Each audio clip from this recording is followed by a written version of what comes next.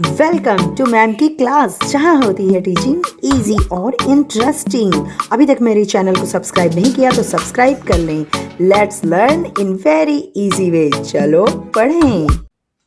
आज की वीडियो में समष्टि अर्थशास्त्र का चौथा चैप्टर आय और रोजगार का निर्धारण, ये हम लोग शुरू करने जा रहे हैं।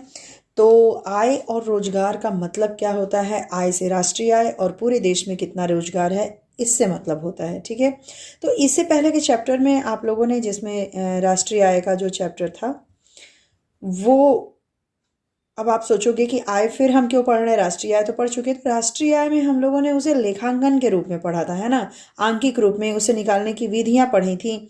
लेकिन अगर हम देखने ये चलें कि पूरी अर्थव्यवस्था में जो हमारा देश, अगर मान लीजिए इतना बड़ा है, तो इस पूरे देश की राष्ट्रीय आय जो है वो किससे निर्धारित होती है मुख्य रूप से, और रोजगार किस तरह से निर्धारित होता है। तो इस पूरे विषय का जब हम पढ़ते हैं तो ये आय और रोजगार का निर्धारण होता है, और इसको मुख्य रूप से जो आपके कोर्स में है, जॉन मेनार्ड केन्स के द्वारा जो सिद्धांत दिया गया है उसी पे आधारित है सारा। मतलब ये कि यहाँ पर हम राष्ट्रीय आय और रोजगार किस तरह निर्धारित किया जाता है, क्या क्या उसके फैक्टर होते हैं, किन किन चीज़ों से वो प्रभावित होता है, अफेक्टेड होता है, ये सारी चीज़ें हम इस चैप्टर में देखेंगे। ठीक है, तो अब आपको ये चीज़ क्लियर हो गई कि इस चैप्टर को अलग से क्यों बनाया गया है, क्योंकि आय और रोजगार का निर्धारण जो है वो आंकिक रूप से न देख के यहाँ पर हम कैसे देखेंगे, एक समग्र रूप में देखेंगे कि इनसे फैक्टर्स कौन से हैं, इसको कैसे इफेक्ट करते हैं। ठीक है, एक भाई साहब हैं एक्स मानिए, वो कह रहे हैं कि मैं ब्रेड उत्पादन का रोजगार करूंगा, और दूसरी तरफ एक वाई भाई साहब हैं, उन्हें चाहिए ब्रेड। ठीक है, इन्होंने क्या कहा, मैं ब्रेड के उत्पादन का रोजगार करूंगा। तो यहाँ पर ये क्या कर रहे हैं, पूर्ति कर रहे हैं, ठीक, किसकी, ब्रेड की। और यहाँ ये कह रहे हैं मुझे ब्रेड चाहिए, यानी ये मांग कर रहे हैं किसकी, ब्रेड की। तो यहाँ पे पूर्ति, यहाँ पे आपको क्या समझ में आ रहा है कि पूरी अर्थव्यवस्था में इसी तरह से जो उत्पादन का रोजगार होता है वह हमारी पूर्ति होती है, और जो मांग होता है, यानी कि हमारा एक तरफ पूर्ति, इस पूरी अर्थव्यवस्था में केवल यही दो चीजें होती हैं। बहुत सिंप्लीफाई कीजिए इसको, बहुत सिंपली समझिए कि आय और रोजगार का निर्धारण बहुत बड़े से हम लोग सिद्धांत से नहीं चलेंगे, बस छोटी सी बात समझने से चलेंगे। वो छोटी सी बात क्या है कि इन्होंने कहा कि मैं कोई रोजगार करूंगा भाई, और रोजगार किसका कर रहा है, मान लीजिए पूरी अर्थव्यवस्था में, पूरे भारतवर्ष में केवल ब्रेड का उत्पादन हो रहा है, तो पूरे भारतवर्ष की जो रोजगार है वो क्या है, ब्रेड का है, और ये लगे हुए हैं रोजगार में। ठीक, तो इन्होंने पूर्ति की, और दूसरी तरफ इस पूर्ति के लिए मांग भी होनी चाहिए। ठीक है, तो इन्होंने क्या किया, दूसरे तरफ जो उपभोक्ता होते हैं वो ब्रेड को चाहिए इन्हें, यानी कि वो मांग कर रहे हैं। तो पूर्ति और मांग, ये दो चीजें यहाँ उत्पन्न हो गई। अब यहाँ पर इसी से आय और रोजगार का निर्धारण हो जाएगा। क्यों? क्योंकि ये जितनी पूर्ति करेंगे, जितना ब्रेड उत्पादित करेंगे, दूसरे लोगों को उतना रोजगार देंगे, खुद को उतना रोजगार देंगे। ठीक है, इनके यहाँ और लोग काम करेंगे और आएंगे। तो यहाँ पे समझिए केवल यही एक फैक्ट्री है पूरे भारतवर्ष में, पूरी अर्थव्यवस्था में, तो कई लोगों को ये रोजगार देंगे, खुद को भी रोजगार देंगे। ठीक है, और इनको क्या देंगे, आय देंगे। इनको ये क्या देंगे, आय देंगे। और फिर यही आय जो है यहाँ पर किसका कार्य करेगा, मांग का, मांग को बढ़ाएगा। तो यहाँ हमने क्या देखा कि जब यहाँ पे रोजगार हो रहा है, रोजगार है, पूर्ति हो रही है, दूसरी तरफ मांग भी क्रिएट हो रही है। लेकिन एक चीज और, अब यहाँ पे देखो, मोटे तौर पे सारी चीजें हमें देख लेनी है। यहाँ आपने समझ लिया, पूर्ति क्रिएट हो रही है, मांग क्रिएट हो रही है, आय क्रिएट हो रहा है, रोजगार क्रिएट हो रहा है, और आय क्रिएट हो रहा है। ठीक है, अब इसका निर्धारण कैसे हो, निर्धारण, अब तीसरा शब्द है ना, निर्धारण। आय रोजगार आप जान गए, निर्धारण कैसे होगा, तो निर्धारण वहीं पर होता है, यानी कि एक अर्थव्यवस्था पूर्ण रूप से रोजगार में और आय जो है निर्धारित कहाँ होता है, जहाँ पे पूर्ति और मांग संतुलित हो, यानी कि पूर्ति जितनी हो रही है उतनी मांग हो रही है, पूर्ति कहीं बेकार नहीं जा रही है कि बहुत ज्यादा उत्पादन करके रख दिया या मांग। तो यहाँ पर क्या है, जहां पे ये दोनों एक हो जाएं, लेकिन पूर्ति जो है वह फिक्स है, यानी कि उत्पादन जो होता है वह फिक्स है। तो पूरी तरह से आय रोजगार किस पर डिपेंड करेगा, मांग पर डिपेंड करेगा, मांग पर। ठीक, मांग पर यह डिपेंड करेगा कि किस तरह से आय और रोजगार का निर्धारण हो। अब मांग क्या होती है, मांग आप क्यों, मांग जो करते हैं आप वो कैसे करते हैं, उपभोग, यानी जो आपकी आय होती है या डिमांड होती है, जितनी आय उतनी डिमांड, तो उपभोग प्लस बचत, आप कुछ भाग तो क्या करते हैं, बचत करते हैं आय का, और कुछ भाग जो है वह उपभोग करते हैं। ठीक है, अब हमें यहाँ पे क्या मिला, उपभोग एक नया वर्ड मिला और बचत एक नया वर्ड मिला। हो रहा है सब कुछ एक ही व्यक्ति रोजगार, आय, उपभोग, बचत, मांग सब कुछ कर रहा है, लेकिन ये जो फैक्टर्स अलग अलग आपके सामने आ गए, पूर्ति, मांग, रोजगार, आय, उपभोग, बचत। और ये कैसे आए हैं, मांग और आय जो है वह आय का कुछ भाग तो उपभोग करता है यानी खाता है, और कुछ भाग बचत करता है। ठीक है, ये दो भागों से मिलकर के हमारा जो है मांग क्रिएट होता है। मांग किसका, आय की मांग। मांग किसका, उत्पादन की मांग। अब बात उसमें से एक उठा लेते हैं हम, उपभोग और बचत मैंने बताया, तो उपभोग उठा लेते हैं कि उपभोग क्या है। अब उपभोग फलन मैंने यहाँ लिख दिया क्योंकि उसका समीकरण आगे आपके सामने आएगा। तो उपभोग समझिए क्या है, कोई व्यक्ति है वह उपभोग करता है, ठीक है, वह खाता है, कोई सी चीज़ का यूज़ करता है, तो ये जो है उपभोग की मांग करता है, यानी कि यहाँ हम लिख सकते हैं उपभोग मांग, है ना। उपभोग के लिए वो मांग ही तो करेगा, हमें भाई जैसे अभी ब्रेड चाहिए, हमें फल चाहिए, हमें फर्नीचर चाहिए, टीवी चाहिए, कार चाहिए, तो सारी चीज़ों उपभोग करने के लिए वो मांग करता है। और इसका सबसे बड़ा अगर निर्धारक देखा जाए, निर्धारक यानी इसको फिक्स कौन करता है, ये किस पर डिपेंड होता है, तो वह होता है घरेलू आय। घरेलू आय यानी उपभोक्ताओं की आय, जितना पैसा इनके पास रहेगा उतना ही तो उपभोग करेंगे। गरीब क्या है, केवल खाने पीने पे उपभोग करते हैं, उनके पास कम पैसा है, लेकिन जब पैसे का अंबार लग जाता है भैया, बहुत ज़्यादा पैसा कमाने लगते हैं, तो कार, टीवी, सारी लग्जरी आइटम, है ना, ये सब खरीदने लगते हैं। तो उपभोग मांग का जो निर्धारक है वो क्या है, घरेलू आय, यानी कि इन भाई साहब की आय कितनी है। लेकिन आप एक बात बताइए, अगर आय जो है वह क्या हो जाए, जीरो, शून्य हो जाए, तो क्या ये उपभोग नहीं करेंगे। एक भिखारी को आपने देखा होगा, है ना, उसके पास इतने पैसे नहीं होते हैं, उसके पास होता क्या है, एक कटोरा होता है ना। तो इस कटोरे में जो थोड़े बहुत पैसे होते हैं वो उसकी आय है, वो उसके लिए तो आय ही है भाई। मान लीजिए किसी दिन उसे बिल्कुल आय, वो रोज की रोज आय करता है, रोज खाता है, लेकिन आय ना मिले, या फिर किसी का आय एकदम जीरो हो जाए, तो क्या वह खाएगा नहीं, उपभोग क्या बिल्कुल बंद कर देगा, नहीं भाई, ह्यूमन बीइंग है, वो तो खाएगा ही, वो खाएगा नहीं तो मर जाएगा। तो यहाँ पे हम समझ क्या रहे हैं कि आय अगर जीरो हो जाए फिर भी उपभोग जो है वह कुछ ना कुछ होता है, कुछ ना कुछ उपभोग होता है। अब आप समझ रहे हैं, तो ये जो कुछ ना कुछ उपभोग होता है वो यानी कि आय पे डिपेंड नहीं है, वो आय से बिल्कुल अलग है। यहाँ इनको बिल्कुल पैसे नहीं मिले भिखारी महाराज को, फिर भी ये खाएंगे ही, रोटी तो खाएंगे ही जो पहले का बचाएं, या फिर उपभोग तो ये करेंगे ही करेंगे, है ना।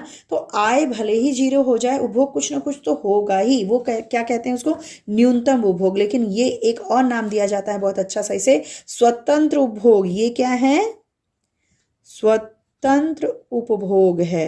किससे यह स्वतंत्र है, ये आय से स्वतंत्र है, आय से इसका कोई लेना देना नहीं है ना। तो इसे स्वतंत्र उपभोग कहा जाता है। मतलब कि आय शून्य भी हो तो कुछ न कुछ उपभोग होगा, और उपभोग की ये मात्रा आय से स्वतंत्र है, इसीलिए उसे इस उपभोग को स्वतंत्र उपभोग कहा जाता है, और इसे दर्शाया जाता है सी बार से। ठीक है, और दूसरा जो उपभोग का पार्ट होता है वह आय पे जो डिपेंड है, जो ये तो है आय से स्वतंत्र है, और एक क्या होता है, आय पर निर्भर या आय से निर्धारित होता है। ठीक है, तो ये जो आय पर निर्भर होता है उसे हम क्या कहते हैं, इसे कहते हैं प्रेरित उपभोग।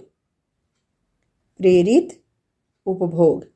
जब आय ज़्यादा हो जाती है, लोग ज़्यादा कमाने लगते हैं, इनके पास ज़्यादा कमाई हो जाती है, तो भाई ये क्या करते हैं, आय से प्रेरित होकर के लग्जरी आइटम भी खरीदने लगते हैं, उपभोग से ज़्यादा उपभोग करने लगते हैं ना। तो ये जो आय होती है वो प्रेरित, इस आय पे डिपेंड जो उपभोग होता है वो प्रेरित उपभोग कहलाता है, और इसको लिखते हैं सी वाई। इस तरीके से ये वाई के साथ रहता है, दोस्त होता है वाई का। क्यों, क्योंकि वाई पे ये निर्भर है, वाई जितना ज़्यादा होगा ये उपभोग जो है उतना ही बढ़ेगा। समझ में आ गया। तो उपभोग यहाँ क्या है, एक पार्ट तो ये है जो स्वतंत्र है, और मिनिमम इतना तो हमें उपभोग करना है, और एक पार्ट है जो वाई पे डिपेंड है। तो हम यहाँ पे क्या लिख सकते हैं कि सी जो है यानी कि पूर्ण उपभोग जो है वो क्या है, सी बार प्लस स्मॉल सी वाई। ये हमारा उपभोग फलन निकल के आया सामने। अब एक वर्ड है सीमांत उपभोग प्रवृत्ति। सीमांत हम लोग पढ़ते ही हुए आए हैं, एमपीसी कहते हैं, मार्जिनल प्रोपेंसिटी टू कंज्यूम।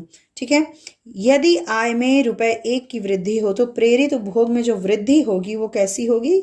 सीमांत उपभोग प्रवृत्ति कहलाएगी। यदि देखिए यहाँ पे हमने क्या कहा कि ये आय पे डिपेंड है, तो ये कैसे बदलेगा? अगर ₹1 की वृद्धि हो रही है तो इसमें जो वृद्धि होगी किस तरह से होगी? सीमांत उपभोग प्रवृत्ति कहलाएगी वो। ठीक, तो यहाँ पर हम एमपीसी बराबर क्या कर सकते हैं? डेल्टा सी, यानी कि उपभोग में प्रवृत्ति। जब आय में प्रवृत्ति आय में चेंज हुआ तो उपभोग में भी चेंज हुआ। ठीक, इसे हम सी के रूप में लिख लेते हैं। एमपीसी जो है यानी कि delta C by del Y, यानी कि वाई में परिवर्तन कंजप्शन में भी परिवर्तन लाएगा, सी में भी परिवर्तन लाएगा। इस पूरे को सी में लिख लेते हैं। ठीक, अब हम बात करें कि भाई एमपीसी का मान क्या क्या हो सकेगा, मान क्या होगा?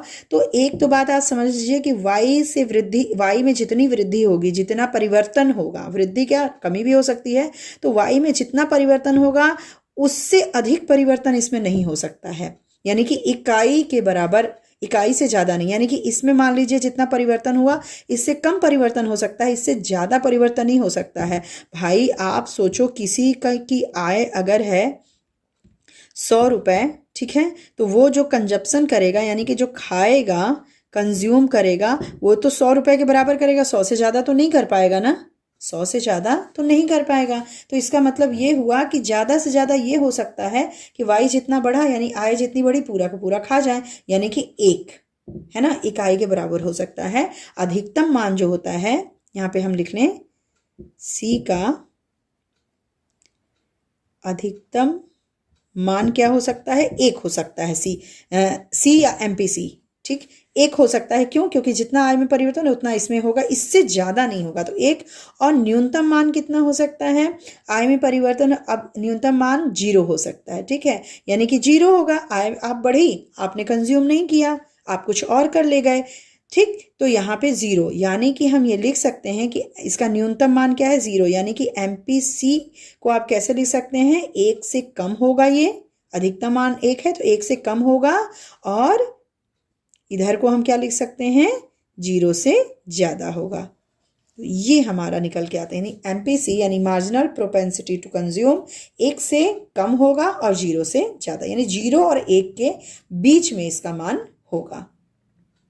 जैसा कि उपभोग फलन क्या था हमारा? C is equal to C bar plus C Y था। ठीक है, तो यहाँ पर हम अगर एक हम सूत्र देते हैं, C is equal to 100 plus 0.8y, तो इसका क्या मतलब हुआ? इसका मतलब ये हुआ कि ₹100 की वस्तु का उपभोग किया गया। कोई एक व्यक्ति है, वो ₹100 की वस्तु का, या कोई एक देश है, वहाँ के नागरिक ₹100 की वस्तुओं का उपभोग करते हैं, और ये क्या है? स्वतंत्र उपभोग है। ठीक, ये ₹100 का तो करते ही करते हैं, सी के इक्विवेलेंट है। तो यहाँ पे क्या हुआ? ₹100, यानी कि सी बार इज इक्वल टू 100 है, 100 का तो करते ही करते हैं। और फिर सीमांत उपभोग प्रवृत्ति कितनी है इसकी? ये जो सी है, ये सी यही है, ये जो परिवर्तन होता है ना, ये सीमांत उपभोग प्रवृत्ति है। तो सीमांत उपभोग प्रवृत्ति यानी कि MP सी कितना है? 0.8। ठीक, तो सीमांत प्रवृत्ति यहाँ पे इसकी 0.8 है और स्वतंत्र उपभोग इसका 100 है।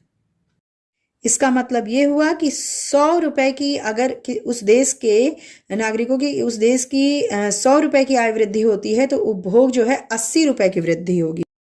एक व्यक्ति जितनी कमाई करता है, अभी हमने क्या देखा? उपभोग, उपभोग में लगाता है उसका एक पार्ट। दूसरा पार्ट जो होता है वो क्या करता है? उपभोग, जैसे हमने अभी अभी बताया कि उपभोग एक तो स्वतंत्र उपभोग होता है और एक होता है एमपीसी, यानी कि वो जो प्रेरित उपभोग होता है वो आय पे डिपेंड करता है। लेकिन जरूरी नहीं कि एमपीसी हमेशा 1 रहे या 0 से ज़्यादा रहे, 0 भी हो सकती है या उससे कुछ ज़्यादा भी हो सकती है। मतलब यह कि उपभोग में पूरा न व्यय करके कुछ वह बचा लेता है, वो बचा के क्या करता है? वही हमारी बचत कहलाती है। मतलब क्या हुआ कि बचत आय का वो भाग है जो उपभोग नहीं किया गया है ना। यानी आय उपभोग या तो किया जाता है या बचत किया जाता है। अब हम इस बचत को देखेंगे। अभी हमने उपभोग के फैक्टर को अच्छे से देखा, अब हम बचत को देखेंगे। बचत जो होता है इसको हम लिख सकते हैं, जो हमने अभी स्टेटमेंट कहा उसको हम समीकरण के रूप में क्या लिखेंगे, बचत बराबर आय माइनस उपभोग। भाई उपभोग जितना निकल गया, मान लीजिए कि इतनी आय है, इसमें से उपभोग आप खा गए कितना, इतना खा गए, तो बचत कितनी हुई, ये आपकी बचत हो गई है ना। तो यानी कि माइनस हम कर लेंगे वाई से उपभोग को, आय से उपभोग को, तो वो हमारी बचत कहलाएगी। अब बचत की जो सीमांत प्रवृत्ति होती है, मार्जिनल प्रोपेंसिटी टू सेविंग, सीमांत बचत प्रवृत्ति, ये क्या होती है, तो भाई ये वही चीज़ है। उसी टर्म में इसे भी लिखेंगे कि एमपीएस जो है वह आय में परिवर्तन का बचत में परिवर्तन पे क्या प्रभाव है, तो इसे हम कहते हैं यानी कि एस। ठीक है, तो यहाँ पर हम क्योंकि s इज इक्वल टू क्या होता है, y माइनस सी होता है, तो यहाँ पर हम s की जगह पे y माइनस सी रख के देखेंगे कि होता क्या है भाई, क्या कहाँ तक ये समीकरण जाता है। तो इसी समीकरण को आगे यहाँ पे ये चीज़ रख देने पे यहाँ क्या हो जाएगा, delta y minus C by y का डेल y का y उतर गया।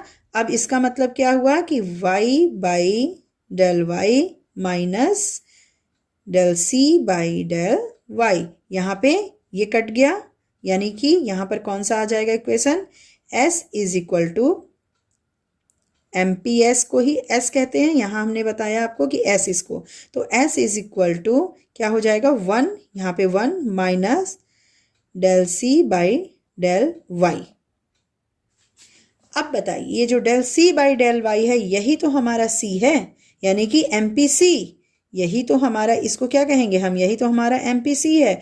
यानी कि हम यहाँ लिख सकते हैं s is equal to 1 minus c, ठीक, या फिर इसे इस तरह भी लिखते हैं s बराबर 1, यानी कि MPS यहाँ c होगा, MPS plus MPC is equal to क्या होगा 1, है ना। यानी कि सीमांत बचत प्रवृत्ति और सीमांत उपभोग की प्रवृत्ति, इन दोनों का प्लस कितना, ये 1 के बराबर होते हैं। इन दोनों को अगर योग करें तो ये 1 के बराबर होगा।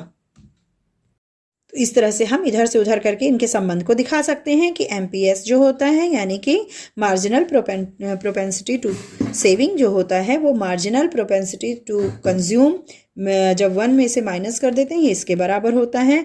या फिर हम इसे ये लिख सकते हैं कि MPC कितना होता है, तो MPC माइनस MPS, वही बात, समझ गए, ये इधर को जाएगा ये इधर को आएगा। तो ये इस तरह से इसमें संबंध होता है MPC और MPS में। अब हम लोग औसत उपभोग प्रवृत्ति APC और औसत बचत प्रवृत्ति APS भी देख लेते हैं। तो ये क्या है, औसत का मतलब क्या होता है, प्रति आय इकाई उपभोग, यानी कि आय इकाई उपभोग, प्रति आय की उपभोग कितनी है, ठीक। और फिर बचत क्या है, ठीक इसी के अकॉर्डिंग प्रति आय बचत, तो इसे औसत बचत प्रवृत्ति कहते हैं। अब एक फैक्टर और है निवेश यानी इन्वेस्टमेंट, इसकी भी बात कर लेते हैं। देखो इन्वेस्टमेंट है क्या, जो हमने बचत की थी ना, ये बचत किया, तो इसमें से एक पार्ट जो है वो हम क्या करते हैं, निवेश करते हैं, ठीक। यानी कि बचत का वह भाग जो पुनः उत्पादन के लिए प्रयुक्त किया जाता है, इस बचत को हम पुनः उत्पादन के लिए जब प्रयुक्त करते हैं तो वह निवेश कहलाता है। और निवेश भी होता है 2 तरह का, एक होता है स्वतंत्र निवेश और एक होता है प्रेरित निवेश। फिर ये स्वतंत्र और प्रेरित की बात आ गई है, तो स्वतंत्र किससे, आय से, और प्रेरित किससे, आय से। देखिए जो आय से बिल्कुल ही स्वतंत्र हो, ये लाभ को लेकर के नहीं बल्कि कल्याण की भावना से यह निवेश होता है। और कल्याण की भावना से निवेश कौन कर सकता है, सरकारी क्षेत्र, ठीक है। सरकारी क्षेत्र द्वारा कल्याण की भावना से जो निवेश होता है वह आय से बिल्कुल ही स्वतंत्र होता है, उसे स्वतंत्र निवेश कहते हैं। लेकिन जो निजी क्षेत्र होता है, निजी हाथों में जो चीज़ें होती हैं वो किससे प्रेरित होती हैं, लाभ से प्रेरित होती हैं।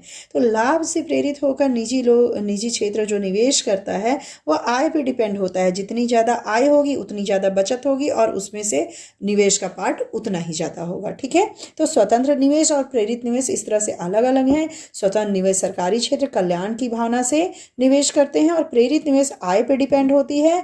आय जितनी ज़्यादा होगी बचत और यह प्रेरित निवेश उतना ही ज़्यादा होगा। इसको ग्राफ के रूप में भी इस तरह से हम दिखा सकते हैं। ये जो है बिल्कुल कांस्टेंट होती है, कौन सी? स्वतंत्र निवेश। यहाँ पे अगर आय है और यहाँ पे निवेश है तो यह आय से बिल्कुल प्रेरित नहीं होती, लेकिन यहाँ आय है और यहाँ निवेश है तो ये जो निवेश का ग्राफ है वो इस तरह से जाएगा, यानी आय बढ़ेगी तो यह निवेश भी बढ़ेगा, तो ये प्रेरित निवेश हो जाएगा। दो प्रकार का और निवेश हम समझ लेते हैं, प्रायोजित या प्रत्याशित निवेश और वास्तविक निवेश। देखिए, प्रायोजित निवेश जो होता है, जिसकी कामना करते हैं उत्पादक जो होते हैं या निवेशक जो होते हैं, ये एक आशा के साथ जो निवेश का प्लानिंग करते हैं ना, कि हम ये करेंगे, यहाँ लगाएंगे, वहाँ लगाएंगे, और ये क्या है जो वास्तव में वो करते हैं, यानी कि वास्तव में वो जितना निवेश करते हैं वह होता है। यानी कि एक यहाँ हमें क्या बात समझ में आई कि जो प्रत्याशा की जाती है, जो प्रायोजित होता है, जो उनकी प्लानिंग होती है लगाने की, हो सकता है कि वास्तव में उससे कम निवेश करना पड़े या उससे ज़्यादा करना पड़े। कम निवेश क्यों करना पड़ेगा?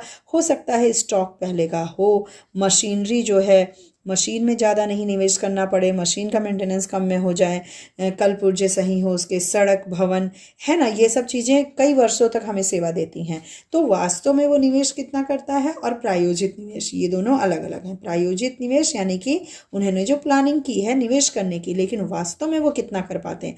हो सकता है उन्होंने प्लानिंग की हो कि हम 1,000 रुपये निवेश करेंगे, लेकिन वास्तव में उनका जो निवेश है वो 800 ही हुआ हो, उतनी की जरूरत हो।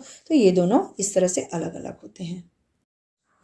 इसको एक बार ब्रीफली फिर से समझ लेते हैं। देखिए, किसी भी अर्थव्यवस्था में रोजगार का जो स्तर होता है वह उत्पादन क्षमता पर निर्भर करता है। उत्पादन ज़्यादा होगा, उत्पादन क्षमता का प्रयोग ज़्यादा होगा तो रोजगार का स्तर ज़्यादा होगा, ठीक। और ये उत्पादन क्षमता जो है वह किस पर निर्भर करता है? साहसी की विक्रय प्रत्याशा, यानी कि जो कंपनी का मालिक है, जो फर्म का मालिक है, साहसी जो है, वो ये सोचता है कि हम इतना बेच लेंगे। और ये किस पर निर्भर करता है? समुदाय की क्रय प्रत्याशा, यानी ये दोनों बराबर होते हैं, ठीक। तो समुदाय यानी कि जो आम जनता है वह कितना क्रय करेगी, यानी कि मांग कितनी करेगी, है ना। तो मांग जो है वह, अब विभिन्न आय व रोजगार से संबंधित समग्र मांग जो होता है उसका विभिन्न स्तर होता है, यानी कि ये मांग भी विभिन्न स्तर का होता है, ठीक। लेकिन ये प्रभावी कब होगा? अब प्रभाव की बात की जाए, यानी कि यह प्रभावी कब होगा, मांग प्रभावी कब होगा? ये मांग प्रभावी तभी होगा जब यह समग्र पूर्ति के बराबर हो, यानी कि समग्र मांग जो है वह समग्र पूर्ति के बराबर हो, यानी कि ये जितनी मांग कर रहे हैं उतना ही उत्पादन हुआ हो, उतनी ही पूर्ति हुई हो, ठीक है। तो समग्र मांग समग्र पूर्ति के बराबर हो, यही क्या कहलाता है? यही मांग प्रभावी मांग कहलाता है। अब यहाँ पे एक क्वेश्चन आप लोगों का बनता है, प्रभावी मांग क्या है? तो प्रभावी मांग क्या है? समग्र मांग नहीं बल्कि प्रभावी मांग अर्थव्यवस्था में आय और रोजगार का निर्णायक होती है, और जब समग्र मांग समग्र पूर्ति के बराबर हो जाए तो इसे ही प्रभावी मांग कहते हैं, ठीक। तो प्रभाव का मतलब आय व रोजगार का निर्णायक है। यह जो है आय और रोजगार यहीं पे निर्धारित हो जाते हैं, ठीक है। आय रोजगार का निर्धारण यही होता है जब पूर्ति और समग्र मांग प्रभावी मांग में ये बदल जाती है। अब यदि पूर्ति दी हुई हो, किसी अर्थव्यवस्था में पूर्ति दी हुई हो, तो आय और रोजगार का जो निर्धारण होगा, उसके स्तर का जो निर्धारण होगा वह किस पर डिपेंड करेगा? समग्र मांग पर डिपेंड करेगा। इसी समग्र मांग के अवयव क्या थे? अभी हमने जो पढ़ा, उपभोग, बचत, समझे, और यही आगे जो निवेश हुआ ये भी हम इसमें इंक्लूड कर लेते हैं। तो इसी मांग का ही ये अवयव उपभोग, बचत, निवेश था। तो हमें अब आगे चल के हम इसमें पढ़ेंगे कि किस तरह से पूर्ति के ये बराबर हो जाता है, और 2 सेक्टर मॉडल में या 3 सेक्टर मॉडल में किस तरह से रोजगार का निर्धारण होता है। तो यहाँ तक आई होप कि आप लोगों को समझ में आ गया होगा बिल्कुल पूरी तरह से कि समग्र मांग और समग्र पूर्ति जब बराबर होते हैं तो ये प्रभावी मांग कहलाता है, और इसी से ये डिटर्मिनेशन या जब समग्र मांग और समग्र पूर्ति बराबर होते हैं तो यह प्रभावी मांग के रूप में यही आय और रोजगार का निर्धारण करता है। और पूर्ति यहाँ पे हम ये मान लेते हैं, और ये जब एक नियत होती है तो समग्र मांग ही इसका निर्धारण करता है, और इसके अवयव मिलके करते हैं, जो कि अभी हमने पढ़ा उपभोग, बचत, निवेश। ठीक है।